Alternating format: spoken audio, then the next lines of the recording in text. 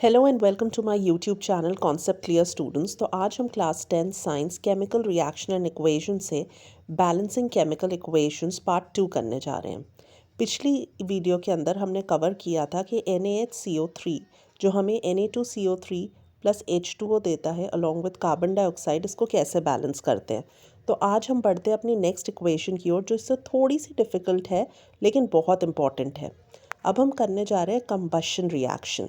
देखिए इसके अंदर क्या होता है, सबसे पहले हम CH4 जिसे हम मीथेन कहते हैं, जब मीथेन हमारा रिएक्ट करता है ऑक्सीजन के साथ तो जो प्रोडक्ट बनता है वो CO2 यानी कार्बन डाइऑक्साइड एंड H2O बनता है। आइए तो फिर इसे बैलेंस करते हैं। देखिए सबसे पहले कार्बन दोनों तरफ एक एक है, लेकिन अगर मैं हाइड्रोजन देखती हूँ तो लेफ़्ट में वो 4 है जबकि राइट में वो 2 है, तो इसीलिए मैंने आगे 2 इंसर्ट किया ताकि दोनों तरफ 4 ईच हो जाए। अब बात करते हैं ऑक्सीजन की। देखिए ऑक्सीजन जो है वो लेफ़्ट में तो 2 है लेकिन राइट हैंड साइड में 3 ऑक्सीजन है। 3 भी नहीं, एक्चुअली 4 ऑक्सीजन है। तो अगर मुझे इसे बैलेंस करना है तो मुझे O2 के आगे 2 लगाना पड़ेगा। अब आप देखिए दोनों तरफ एक एक कार्बन है, 4 हाइड्रोजन है, ऑक्सीजन भी 4 है, तो ये इक्वेशन पूरी तरीके से बैलेंस हो चुकी है। आई होप आपको ये अच्छे से समझ आया होगा। तो चलिए फिर नेक्स्ट रिएक्शन की ओर बढ़ते हैं। Fe2O3 जब एल्युमिनियम के साथ रिएक्ट करता है तो ये जो हमें प्रोडक्ट देता है वो है Fe प्लस Al2O3। अगर हमें इसे बैलेंस करना है तो सबसे पहले हम आयरन को बैलेंस करेंगे। देखिए Fe RHS की तरफ 2 है तो इसीलिए मैं 2 लगाऊंगी Fe के आगे। अब जब मैं ये करूँगी तो मुझे दिख रहा है कि एल्युमिनियम राइट हैंड साइड में 2 है, इसीलिए मैं लेफ़्ट में भी एल्युमिनियम के आगे 2 लगाऊंगी। तो अब ये इक्वेशन बैलेंस होती है। जो नेक्स्ट इक्वेशन है ये है AlCl3 जब NH4OH के साथ रिएक्ट करता है तो AlOH whole thrice plus NH4Cl देता है। देखिए एल्युमिनियम से शुरुआत करते हैं। एल्युमिनियम दोनों तरफ एक एक है लेकिन क्लोरीन लेफ़्ट में 3 है और राइट में 1 है, तो इसको बैलेंस करने के लिए हमें पहले 3 लगाना होगा। लेकिन जैसे ही हम यहाँ 3 लगाते हैं तो क्लोरीन तो बैलेंस हो गया, लेकिन NH4 जो है वो राइट में 3 हो गए और लेफ़्ट में 1 है, तो अब उसको बैलेंस करने के लिए फिर 3NH4OH किया हमने। अब जब हम ध्यान से देखेंगे तो यहाँ पे एल्युमिनियम भी बैलेंस हो गया, क्लोरीन भी बैलेंस हो गया, NH4 भी बैलेंस हो गया। और रही बात OH की, तो देखिए यहाँ भी लेफ़्ट में भी 3 OH है और राइट में भी 3 OH है, तो यानी ये इक्वेशन भी हमारी बैलेंस हो गई। देखिए स्टूडेंट्स, आप ये थोड़ा सा प्रैक्टिस करेंगे तो धीरे धीरे आप इसके अंदर परफेक्ट हो जाएंगे, लेकिन इक्वेशंस को ज़रूर से प्रैक्टिस कीजिएगा। आइए तो फिर नेक्स्ट इक्वेशन की ओर बढ़ते हैं, जो बाकी सभी इक्वेशन से थोड़ी सी अलग है। PbNO3 होल ट्वाइस जब Ki के साथ रिएक्ट करता है तो हमें जो प्रोडक्ट मिलता है वो PbI2 के साथ KNO3 मिलता है। देखिए यहाँ पे Pb तो दोनों तरफ बैलेंस है, लेकिन NO3 लेफ़्ट में है 1 और राइट में है, सॉरी लेफ़्ट में है 2 और राइट में है 1, तो इसको बैलेंस करने के लिए पहले मैंने 2 लगाया।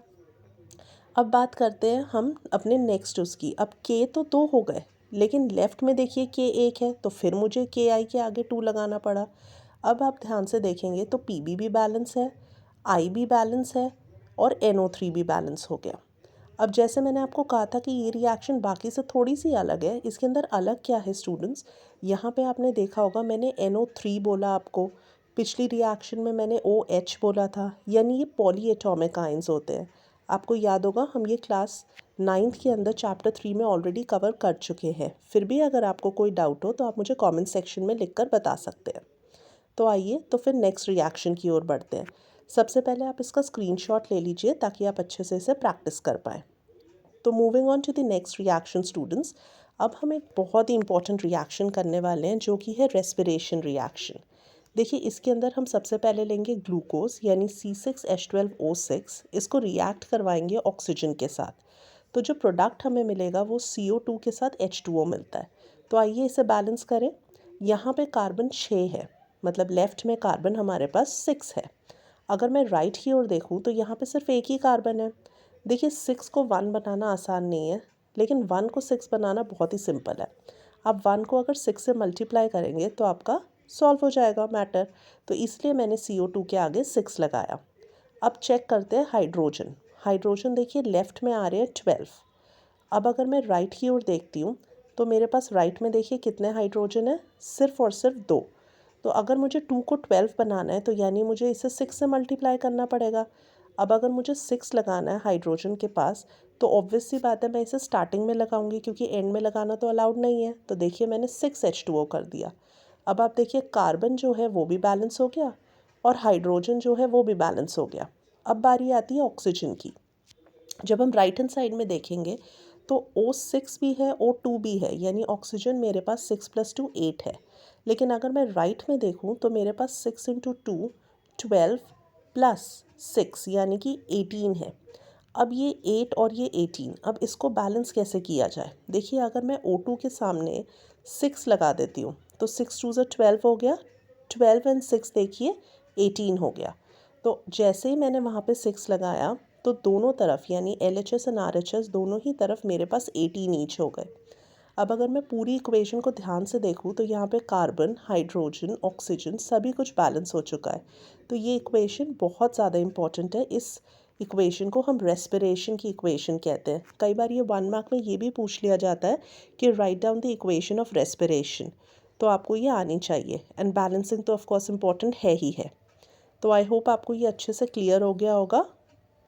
आप इसका स्क्रीनशॉट भी ले सकते हैं, ये देखिए।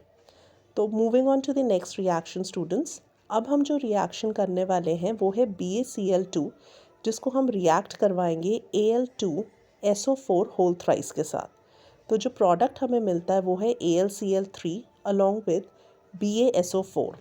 अब देखिए बेरियम यानी Ba दोनों तरफ ऑलरेडी बैलेंस्ड है।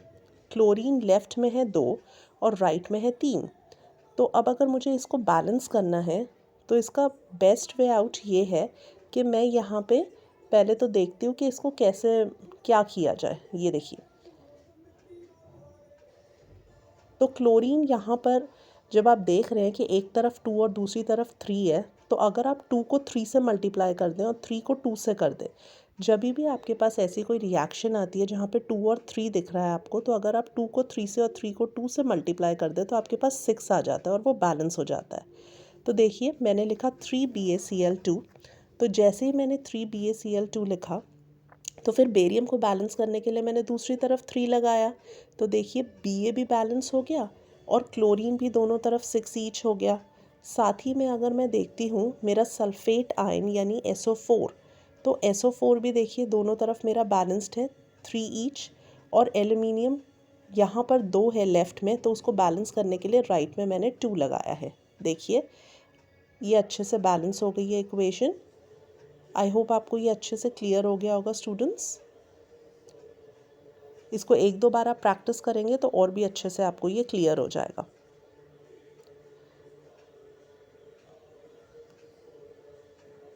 ये लीजिए, आप इसका स्क्रीनशॉट ले लीजिए। तो अब जो हमने इक्वेशंस प्रैक्टिस की उसके अंदर एक बहुत इंपॉर्टेंट इन्फॉर्मेशन है केमिकल इक्वेशन के बारे में जो आपको पता होनी चाहिए। देखिए कई बार आपने रिएक्शन देखा होगा, जैसे Fe + H2O है, वो आपको दे रहा है Fe3O4 + H2। लेकिन साथ ही में आपने इस इक्वेशन में अक्सर देखा होगा कि साइड में ब्रैकेट में लिखा होता है SL AQ G। तो ये सब क्या होते हैं? देखिए S का मतलब सॉलिड, G का मतलब गैस, L का मतलब लिक्विड एंड एक्वस का मतलब होता है कि वो जो भी चीज़ है, मान लीजिए NaCl का एक्वस सोल्यूशन है तो NaCl को हमने पानी में मिक्स कर रखा है। तो देखिए ये जो है ये हमें स्टेट्स बताता है, ये सारे ही सिंबल्स हमें स्टेट्स बताते हैं। तो ये रिएक्शन देख के आप इजीली फिगर आउट कर सकते हैं कि Fe जो कि सॉलिड स्टेट में है, जब वो वाटर के साथ रिएक्ट कर रही है। अच्छा, वाटर के देखिए 3 स्टेट्स होते हैं, सॉलिड, लिक्विड, गैस।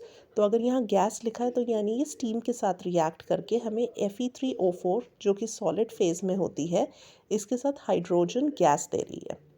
अब देखिए दूसरी रिएक्शन से इसे समझते हैं। मान लीजिए मेरे पास Na सॉलिड स्टेट में है, जिसे मैं वाटर के साथ रिएक्ट कराती हूँ, जिसके आगे L लिखा है यानी लिक्विड स्टेट। तो ये मुझे NaOH देता है एक्वस सोल्यूशन। एक्वस का मतलब NaOH जो है वो पानी में मिला हुआ है, एंड H2 गैस देता है साथ में। अब देखिए सिंबल्स तो आपको पता चल गए कि ये देख के हमें स्टेट पता चल जाती है, लेकिन ये एक अनबैलेंस्ड इक्वेशन है। तो आइए सबसे पहले इसे बैलेंस कर देते हैं। जैसे ही देखिए मैंने H2O के आगे 2 लगा दिया, तो यहाँ पे मुझे ऑपोजिट तरफ फिर सोडियम को बैलेंस करने के लिए भी 2 लगाने की ज़रूरत पड़ी। अब अगर आप देखेंगे तो ये इक्वेशन जो है वो बैलेंस हो चुकी है। तो आप जब भी इक्वेशन लिखेंगे कोशिश कीजिएगा कि उसे हमेशा बैलेंस कर दें।